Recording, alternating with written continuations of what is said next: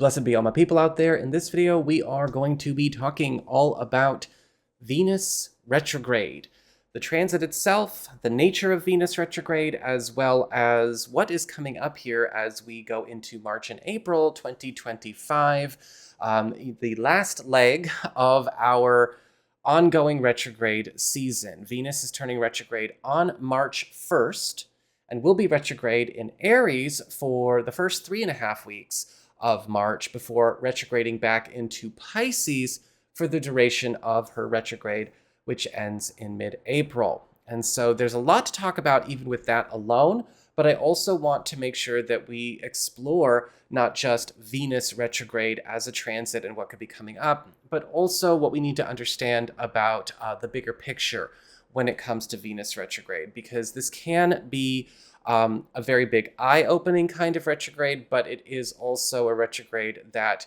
can be extremely challenging if we are, maybe in a space where we are missing the bigger picture. Now, for those of you who are new to my channel, hello. I would like to invite you to like and subscribe if you enjoy my work. I do also put out weekly and monthly videos, as well as other astrological bonuses on this channel. I also read tarot every week for everybody. If you are ever interested in getting a personal reading with me, you can go on ahead to my website, integrativemysticism.com. I do both live calls as well as video reports, because there's only so personal any kind of general video on YouTube can go, right? I don't know your story, and I don't know where all your planets are, when or where you were born. But I'm going to try my best to make sure that I can give everybody what they need to take a good look at what's going on around them. I will be leaving in the down bar below, of course, lists of areas that are going to be basically the main territories of this Venus retrograde transit for each sign, so you can refer to that while you're watching this video. And I will, of course, come back and talk about Venus retrograde again, no doubt, over and over again, as the monthlies for March and April and the weeklies come out on monthly and weekly bases. So again, those sound bites will be coming, but just so you know ahead of time, and for new people, this is how we're going to be going forward with this video. So let's talk about Venus retrograde. What happens when the planet of love, affection, generosity, favors, as well as popularity and aesthetics, in this case luxury in a lot of cases, but beauty and aesthetics, goes retrograde? Venus retrograde is a period where all of the qualities that Venus rules direct become inverted or behave or conduct themselves in what you could consider to be more of an inauthentic or ill-dignified way. This is why when a lot of people talk about Venus retrograde, they say things like, hey, be careful. Don't go out and do any serious work when it comes to the realm of aesthetics in your life, whether it's, getting a haircut or making any major changes to your appearance or any kind of beautification work around your home or anything that could, maybe bring up or involve maybe areas of trust with new people, especially when it comes to relationship and business matters where you are not fully familiar or aware of the depth of what's going on.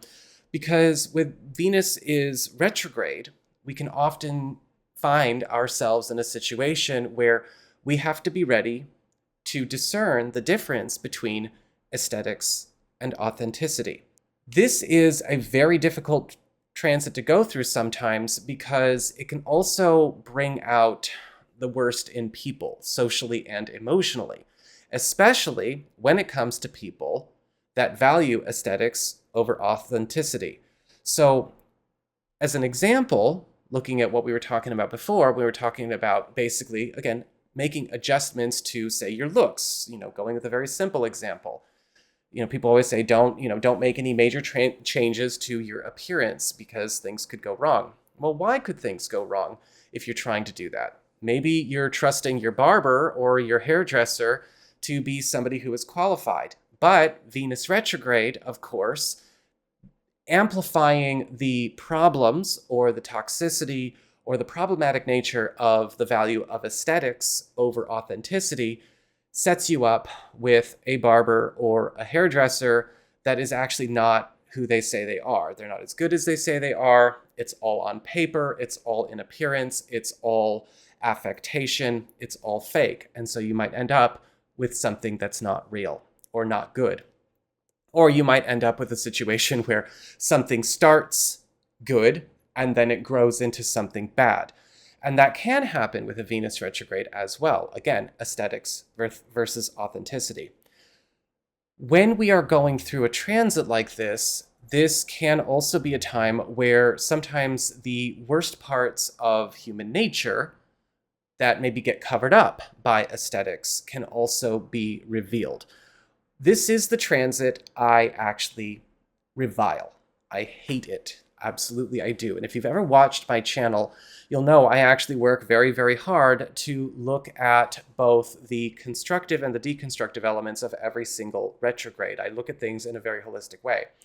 But the challenge with Venus retrograde is that the constructive side of it is we do get to have revealed where something is inauthentic, where something's fake, where something's not legitimate, or where something is ill-dignified, which is good.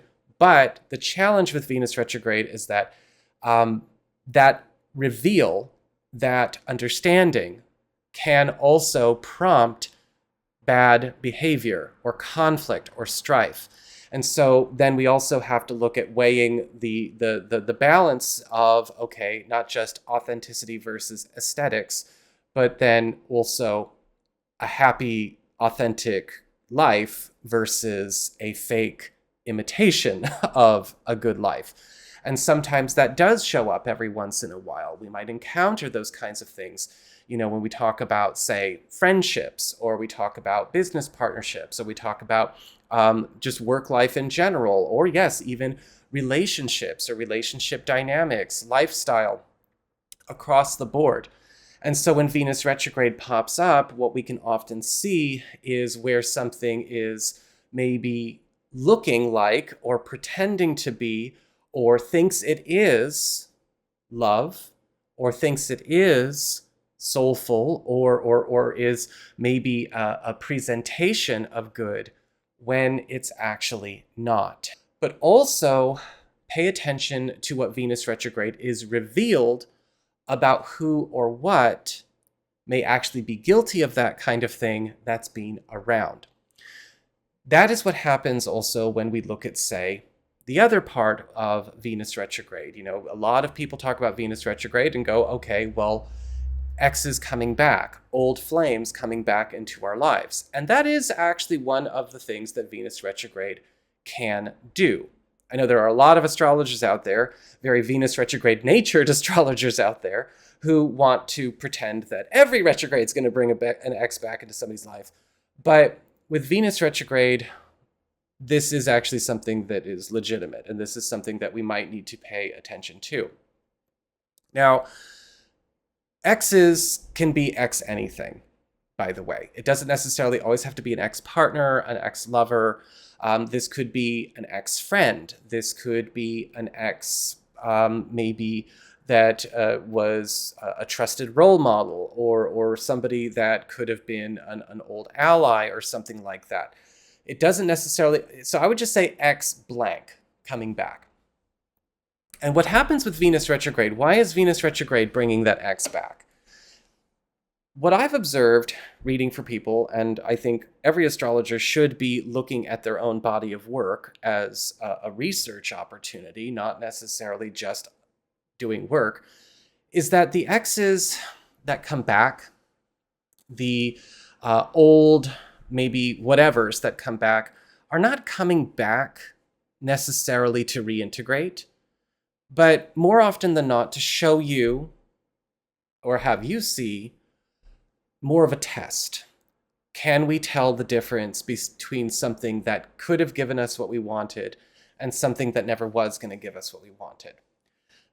Venus retrograde can also reveal where we may have been either once upon a time or maybe are in the present in a situation where we are on the wrong path because of trusting to an aesthetic, an appearance, or a presentation, or an affectation, versus actually what is real, authentic, organic, and true. Venus retrograde is basically the corruption of what we believe is true love, connection, affection, generosity, friendship, and loyalty, right? Because when we have love, affection, friendship, generosity, and loyalty turn into not necessarily love at all, but they are about conquest, accomplishment, survival, achievement, keeping up with the Joneses, competition, personal issues, or whatever ill-dignified distortions of what is actually real. Sometimes it's not necessarily that an ex comes back, but you, again, have something revealed where you see, I've been on a bad path all along because of an old thing, or maybe something that could be going on right now. I've seen a lot of situations show up in Venus retrogrades where people kind of realize, like, holy shit, I've been on this bad path because of me throwing everything at the wall to make this career path work, or to, make this work, or I realized this friend is not legit, or I realized that this connection or this person I'm dating or whatever is not legit. And so that can come up as well. And so when we go through Venus retrograde again, you have to evaluate your relationships and also evaluate your trust and pay attention to how people are treating each other. When love, affection, and kindness and generosity and even things like luxury and aesthetics become weapons for accomplishment, conquest, survival programs, achievement, greed, status, and things like that, they are just purely distorted aesthetics, shallow values, superficial, and maybe even manipulative or destructive and parasitic. Sometimes with Venus retrograde, this can also bleed into looking at other things that are running different corners of our world. And we have to look every once in a while, okay, is this authentic or is this purely aesthetic, right? Is this something that has a soul, or is it just an aesthetic? Is this love, or is it just an aesthetic? Is this, is this legit, or is it a presentation?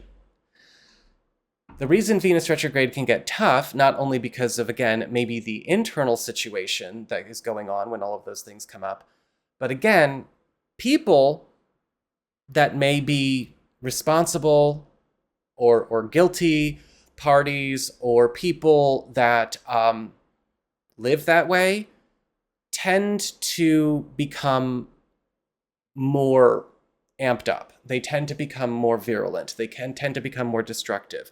And they tend to become more, they tend to double down. And so we have to also be ready to be tough about it. Now, again, the good news there is with regards to Venus retrograde is that not only are we seeing where somebody might be steering us wrong, or something may have steered us wrong, or something is just not what it is pretending to be, but we are also seeing with Venus retrograde, okay, well, we know what it's not, and now we can weigh it against what it is. And so that can also be, again, there's a little bit of a light, a little bit of a saving grace there with Venus retrograde. Now, the biggest issue that I think a lot of people are going to have to face during this transit is that we do live in a time, and we have lived in a time for some time, where aesthetics has basically been the ruler of a lot of things. And I think one of the things that is probably most challenging about Venus retrograde during times like this is a lot of people are already pretty committed to the ill-dignified expressions of love, friendship, affection, generosity, and beauty and luxury and comfort. And whether it's because they're committed because they don't know any better, or they're committed because of something's broken in them, or they're already committed because they feel they're in too deep and they've been doing it for far too long, or they're making a movement out of it, or they're doing whatever, it can also rile issues up in those places as well. It's kind of interesting, giving a talk like this, because I feel like I may have garnered a bit of a reputation on this channel and on integrative mysticism as somebody who just doesn't give any shits about affection or relationships or love or sex. And it really, I think for me, has more to do with the fact that I just don't like what I see out there with the way people are handling it.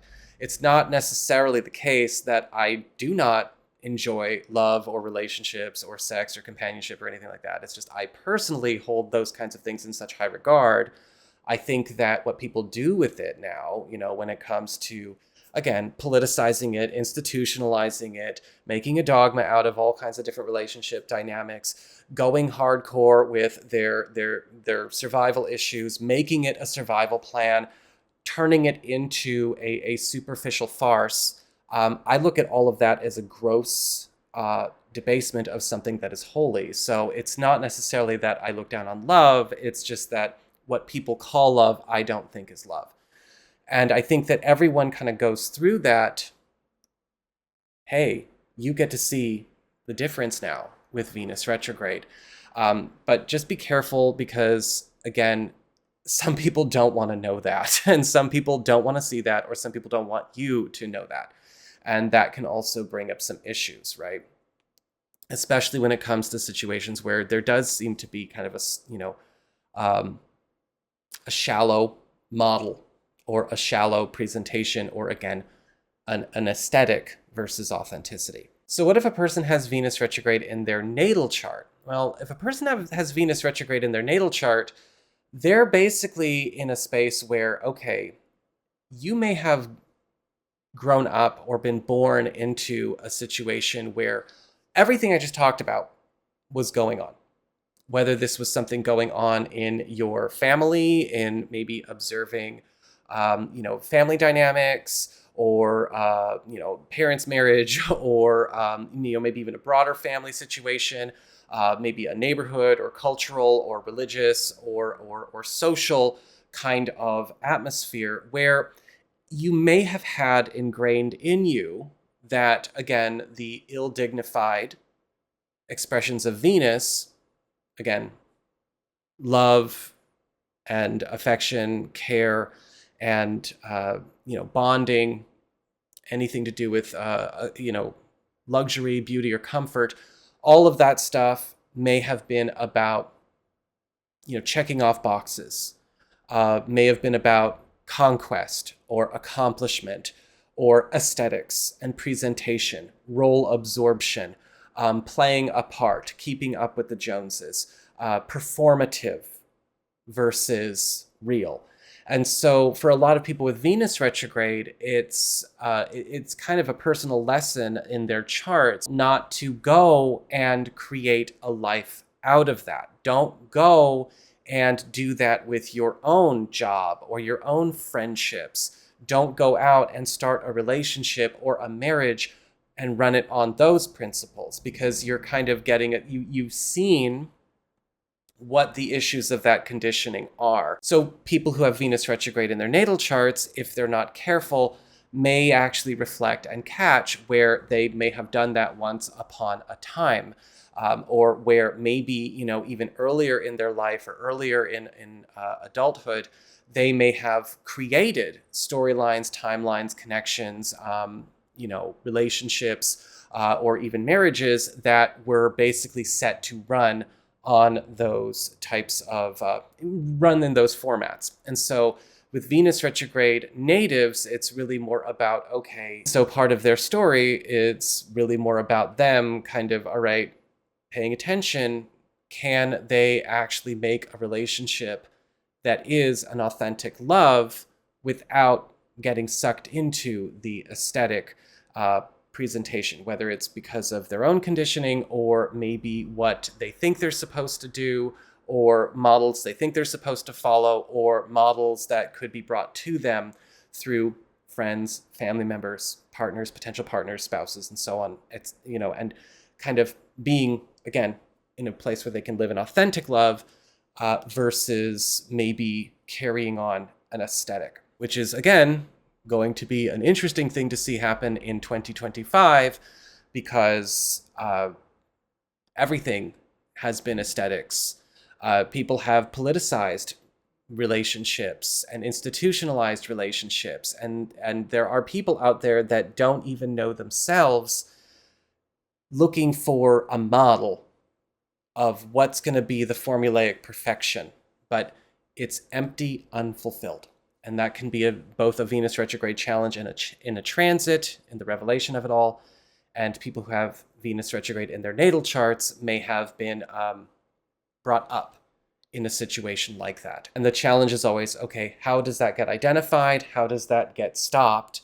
And how does that get prevented from coming forth into being? And sometimes the aesthetic is just simply the desire principle being used against oneself. So the desire to feel accomplished, the desire to feel legitimized, the desire to feel achieved, or the desire to feel accompaniment, or the desire to feel beautiful. So the descent of Inanna actually begins in the middle of the Epic of Gilgamesh. And so for modern comparison, we can actually look at the Epic of Gilgamesh going on and running, and then suddenly the descent of Inanna becomes a myth that is kind of like a parallel spin-off series that starts in the middle. And so in the middle of the Epic of Gilgamesh, Gilgamesh and his devoted companion and best friend Enkidu are out, conquering the world together, essentially. Not necessarily going for world domination, but they are out adventuring, they're out plundering, they're out, killing monsters, they are, going out and winning treasure and partying and having a good time.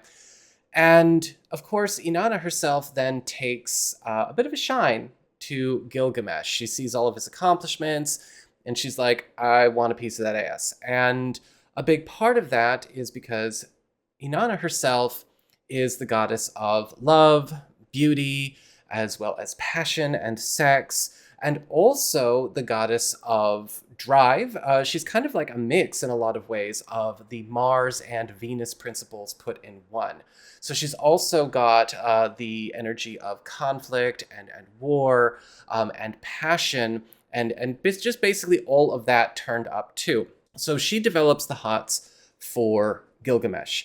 And during one of the adventures that Gilgamesh and Enkidu are going on, she approaches Gilgamesh and, invites him to become her consort and to become her bedmate, so to speak.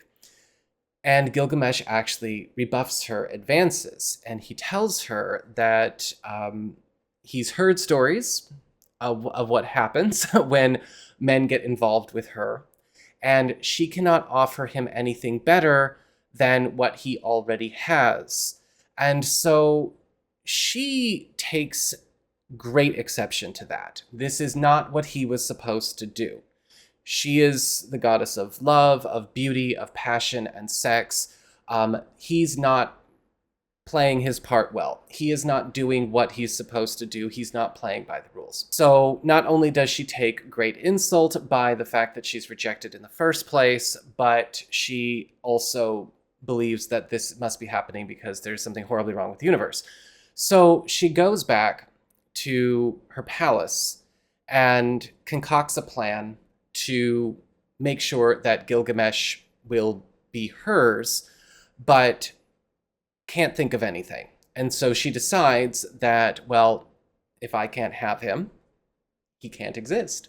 So she decides that she's going to commission and sick the Bull of Heaven, Gugalana, on Gilgamesh to kill him and Enkidu. And so she sicks Gugalana on them, and together Gilgamesh and Enkidu kill Gugalana. And in fact, actually, after that, Enkidu then shakes one of the legs of Gugalana as an insult to Inanna as well, like kind of a taunt.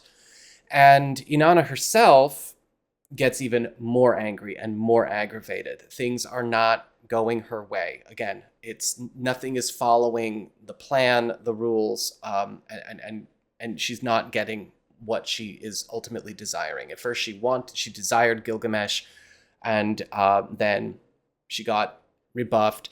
Then she desired to, quote, correct the situation by getting rid of Gilgamesh because someone who rejects her shouldn't exist, and therefore going on and going on. So Inanna gets even more upset. She hatches a conspiracy to have Enkidu killed, which does happen, but she also has to then face the fact that she's also got a real big problem, in the sense that Gugulana, the Bull of Heaven, was also the husband of her sister, Ereshkigal, the goddess of the underworld, the queen of Urkala, and basically the guardian and the watcher of the dead, the OG ruler of the underworld. And so while all of this is going on in Inanna's head, she kind of she kind of runs the philosophy through her brain over and over and over again. Again, something is very wrong, nothing is going my way. And so she also decides that maybe this just means I need to expand my influence. I need to expand my power. I need to grow. So she decides that she's going to go pay a visit to Ereshkigal in the underworld, not just to let her know what she did, but also to take over the underworld and take the underworld from Ereshkigal. Because again, right now, Inanna is very much focused on conquest, accomplishment, a sense of achievement, and status. Gilgamesh denied it to her, Enkidu denied it to her, and now she's going to do anything to feel that power and that sense of, what she thinks is going to legitimize her. So before she goes to the underworld, she dons on all of these articles of spiritual and divine power in order to protect herself, because Ereshkigal is more powerful than Inanna, and Inanna knows it. She is putting on all kinds of robes and talismans and jewels to basically give herself as much extra buff as she can, knowing full well that when she goes down there, there's probably going to be a fight. And what ends up happening is she also tells one of her handmaids, this is what's going on, if something happens, here's what you do. Interesting side note about Ereshkigal's story.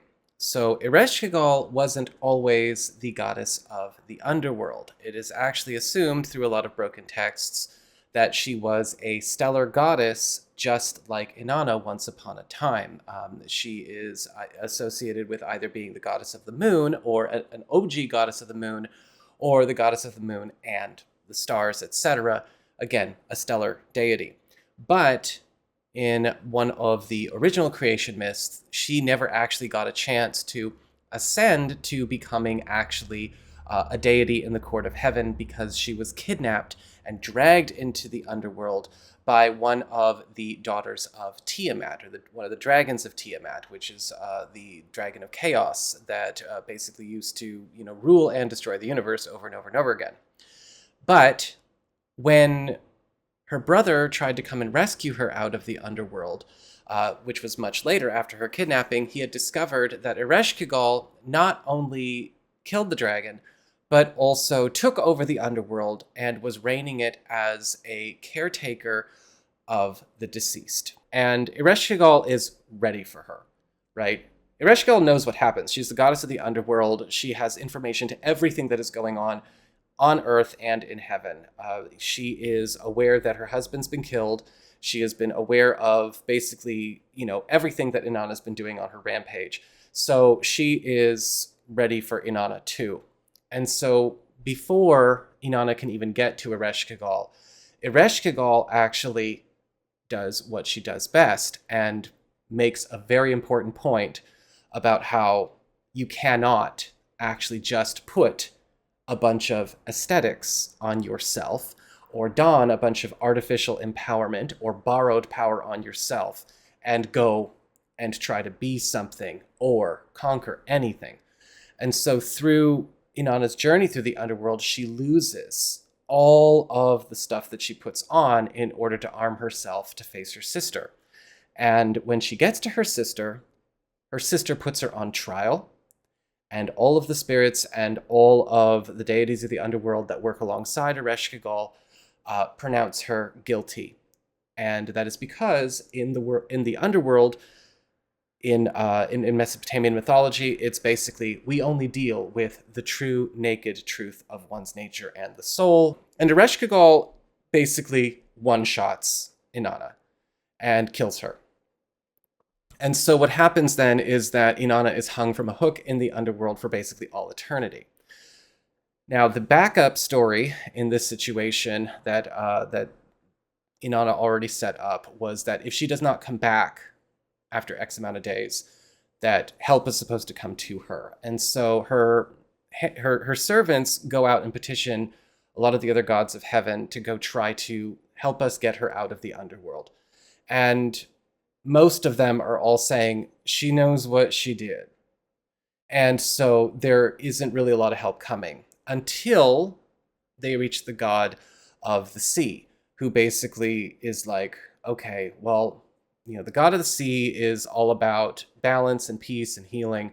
And while he does not condone Inanna's actions and does not believe in what Inanna is, he does not want conflict and war and craziness, which is basically what happens when Inanna's not in the picture, because she has a role to play in heaven. So he gives the servants of Inanna the food and water of life, and they go into the underworld, and they basically console Ereshkigal while Ereshkigal is both in mourning while also going through deep birthing pains. And they ask Ereshkigal if they could have the corpse of Inanna to take back up into heaven. And after a pause and a realization of just, kind of the bigger picture, Ereshkigal says, okay, you can do that. And thank you for your kindness, and thank you for your empathy for me while I was mourning and while I was going through these birthing pains. Thank you for, sharing your compassion with me. And so what ends up happening is that, well, they are allowed to take the corpse of Inanna out of the underworld, and then they revive her with the water and the food of life.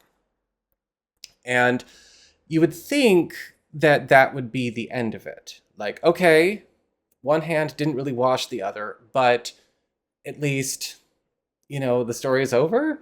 Not quite. But upon her departure of the underworld, it is made known to her by Ereshkigal and the servants of Ereshkigal that while you are being let go, this is after she's revived, you need to be replaced down here because you died down here.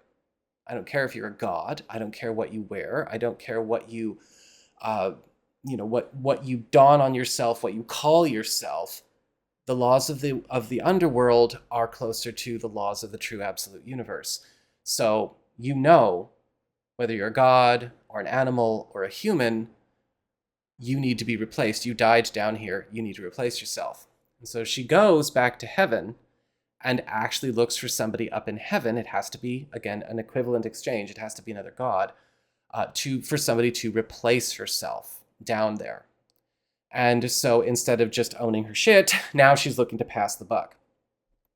And so what she does is she looks around and she can't find anybody that she seems, that she thinks it would be fair to condemn to the underworld, until she finds her husband Dumuzid, who is the god of grain and the god of the cycle of life and the cycle of seasons.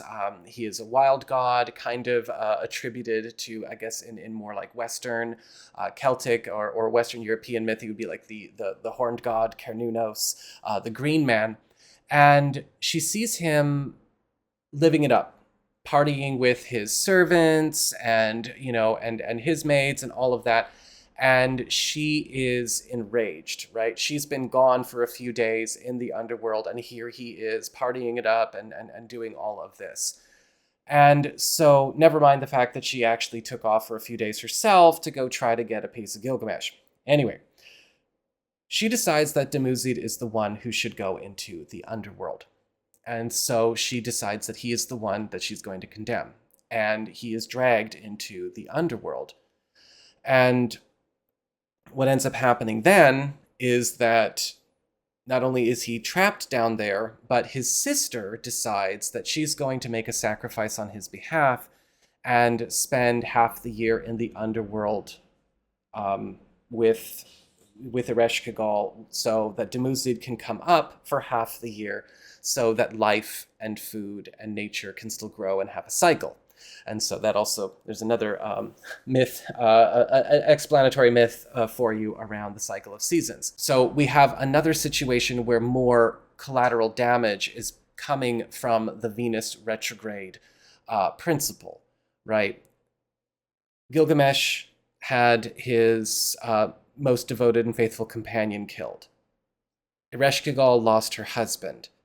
And then Dumuzi is now forced to spend half the year in 2 different places. And his sister is also forced to, well, it was by her own accord, but is also making sacrifices. And what we can see from, again, the descent of Inanna, or even just, again, the description of Venus retrograde in general, is a need to pay attention to, again, what is the difference between authentic and aesthetic? What is love? What is not love? Everyone in that story, besides Inanna, lost something that they loved because somebody didn't know what love was. So, just a thought on how we might want to be careful and be smart about Venus retrograde and what the moral of the story is when it comes to Venus retrograde and the descent of Inanna, and help you to embrace and better love and appreciate what is true, while also being smart and being very wary of what is not. Don't forget, my name is Nico, Son of Selene, and if you ever want to get a personal reading with me, you can go on ahead to my website. It's integrativemysticism.com.